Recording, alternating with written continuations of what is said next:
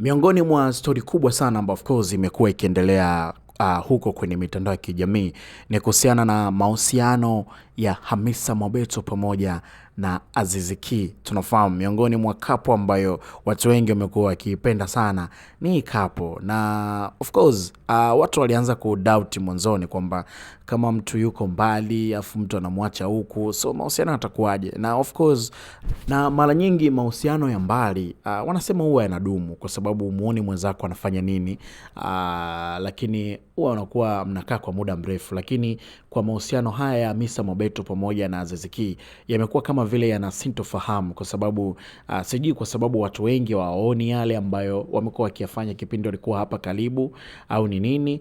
Lakini pia kumekuwa kuna tetesi ambazo zinazungumzika kwamba Hamisa Mobeto pamoja na Azizi Ki wameachana, yani ndoa yao imekuwa ina vurugu kubwa sana kutokana na cheating, kwamba Hamisa Mobeto amekuwa akimchiti sana Azizi Ki kwa sababu anaamini kwamba yeye yupo huku, Azizi Ki yupo huko.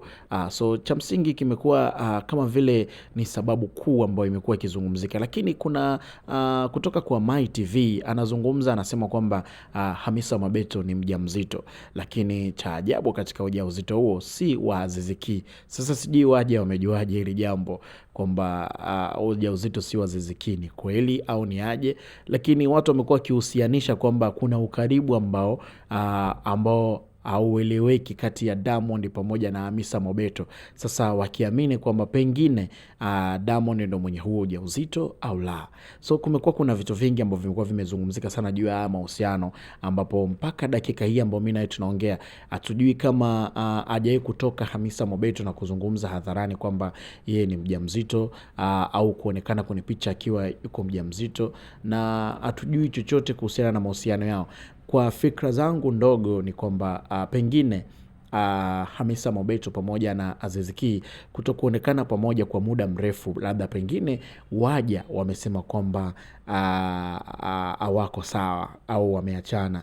Lakini tunafahamu kabisa Azizi Ki yuko bize sasa hivi kwenye michuano huko akiwa na timu yake.